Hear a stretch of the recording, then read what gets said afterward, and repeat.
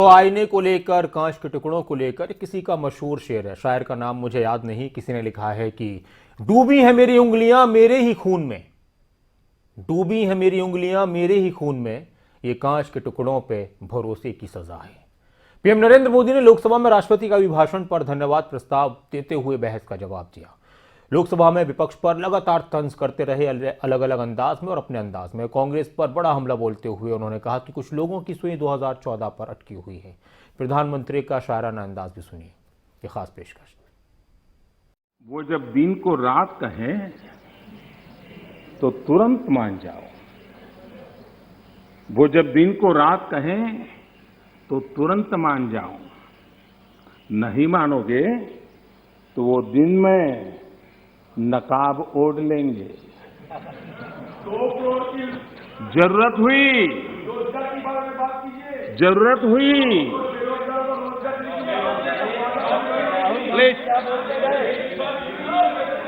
आप जरूरत हुई तो हकीकत को थोड़ा बहुत मरोड़ लेंगे। वो मगरूर है, खुद की समझ पर बेइंतहा।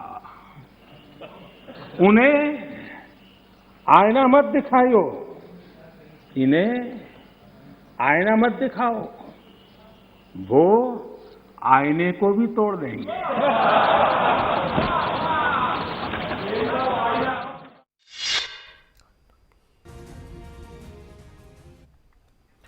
अब आईने से बाहर निकलते हैं और आगे बढ़ते हैं खबरों की दुनिया में। उत्तर प्रदेश के लिए बीजेपी और समाजवादी पार्टी में जो जंग छिड़ी हुई है, जोरदार तरीके से कानून व्यवस्था के साथ यूपी में दंगा और पलायन जैसे मुद्दों पर चुनावी प्रचार हो रहा है। 10 फरवरी को पहले चरण की वोटिंग से पहले नेताओं के बयानों की आंधी आई हुई है। पीएम मोदी ने इस कड़ी में ये तक कह दिया कि अपराधी चाहते हैं कि यूपी में सरकार बदल जाए।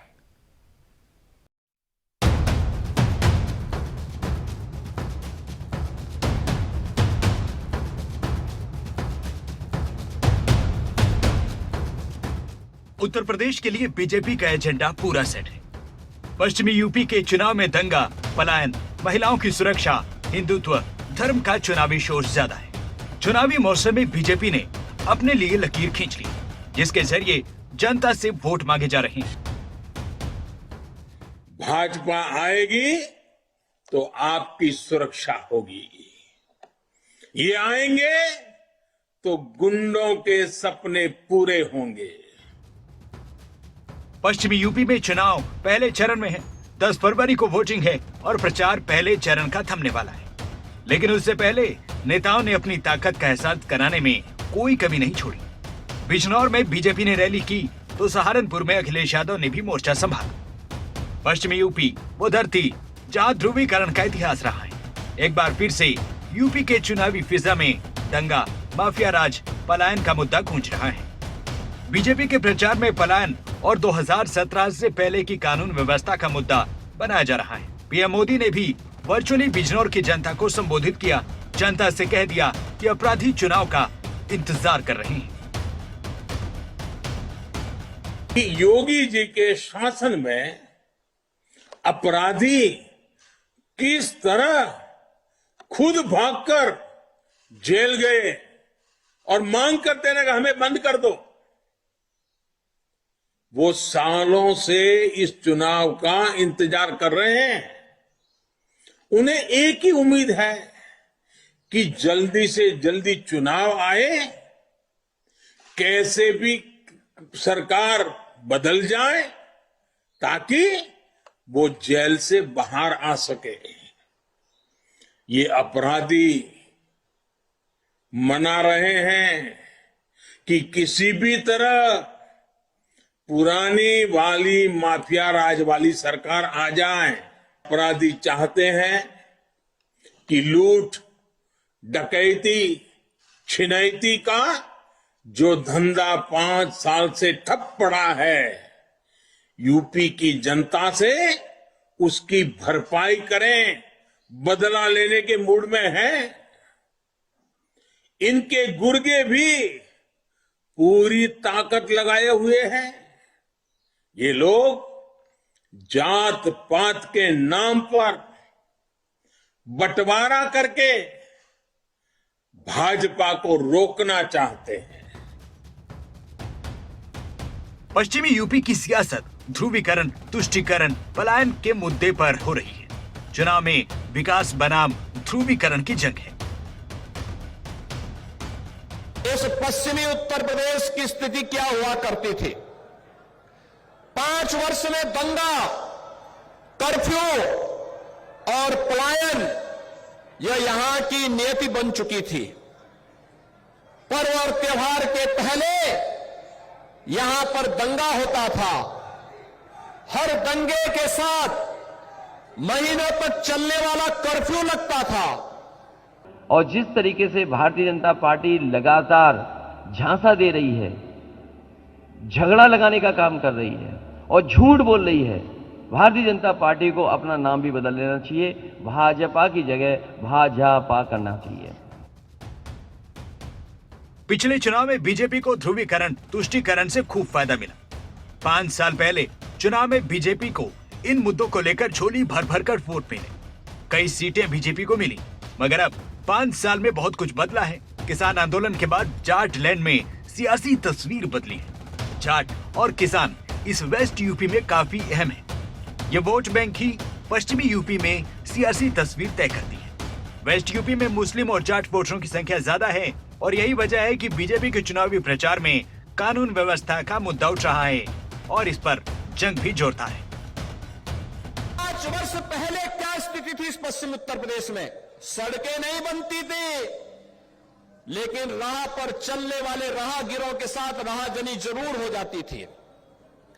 लोग परेशान थे, त्रस्त थे, लेकिन आज 5 वर्ष के दौरान भारतीय जनता पार्टी की डबल इंजन की सरकार ने इस नरक से मुक्ति दिला करके एक बार फिर से यहां पर विकास, सुशासन की नींव डाल करके हर एक चेहरे पर खुशहाली लाने का कार्य किया है। आज देश में सबसे ज्यादा असुरक्षित महिलाएं अगर कहीं हैं तो उत्तर प्रदेश में। जो महिला कमीशन को सबसे ज्यादा शिकायतें अगर देश में कहीं से आई हैं तो उत्तर प्रदेश से आई हैं। कस्टोडियल डेथ सबसे ज्यादा उत्तर प्रदेश में हुई है। नेशनल ह्यूमन राइट कमीशन जो भारत सरकार का है, सबसे ज्यादा नोटिस उत्तर प्रदेश सरकार को दी हैं। सबसे ज्यादा फेक इनकाउंटर अगर कहीं हुए तो उत्तर प्रदेश में हुए। किसान आंदोलन में न जाने कितने किसानों को झूठे मुकदमे लगाए गए। ट्रॉली लेकर के गए तो मुकदमे लगे, डीजल भरवाने गए तो मुकदमे लगे। आपने और हमने देखा कि किस तरीके से गृह राज्य मंत्री के बेटे ने गाड़ी चढ़ा दी किसानों पर। कानून व्यवस्था को मुद्दा चुनाव में खूब उठाया जा रहा है। 2013 में हुए मुजफ्फरनगर के दंगों की याद ताजा की जा रही है। सीएम योगी अखिलेश और जयंत की जोड़ी पर निशाना साध रहे हैं। दंगों की याद यहाँ भी दिला रहे हैं। याद करिए, जब मुजफ्फरनगर में दंगे हो रहे थे तब ये 2 लड़कों की जोड़ी, भाइयों बहनों, ये 2 लड़कों की जोड़ी तब गायब थी। एक लखनऊ से दंगा करा रहा था और दूसरा दिल्ली से तमाशा देख रहा था। आपने देखा होगा ना, आज ये दंगाई कहां चले गए? आज इनको मालूम है भारतीय जनता पार्टी की सरकार है, दंगा करेंगे तो दंगे की गर्मी को चंद मिनटों में उतार करके रख दी जाएगी। उत्तर प्रदेश में कभी ऐसा नहीं हुआ होगा कि किसी मुख्यमंत्री पे इतनी गंभीर धाराएं लगी हों। मुख्यमंत्री पे धाराएं, डिप्टी सीएम पे धाराएं, और सबसे ज्यादा अपराधी मामलों में जिन पे आरोप है, सबसे बड़ी सूची अगर कहीं जारी हुई तो भारतीय जनता पार्टी की। उनके तमाम ऐसे लोग हैं जो जिन पर गंभीर आरोप हैं, वो उनको टिकट दी है। पहले चरण की वोटिंग के लिए पश्चिमी यूपी में प्रचार थमने वाला है। 10 फरवरी को पहले चरण में पश्चिमी यूपी की 58 सीटों पर वोटिंग है। पश्चिमी यूपी का चुनाव है और 2017 से पहले चुनाव मुद्दा बना दंगा और पलायन जैसे मुद्दों का शोर चुनाव में है। मुजफ्फरनगर दंगों और कैराना के पलायन का मुद्दा उठाकर बीजेपी ने 2017 में खूब वोट बटोरे और इस बार तस्वीर भले बदली है, लेकिन स्क्रिप्ट वैसी ही है। न्यूज डेस्क रिपोर्ट, खबरें अभी तक।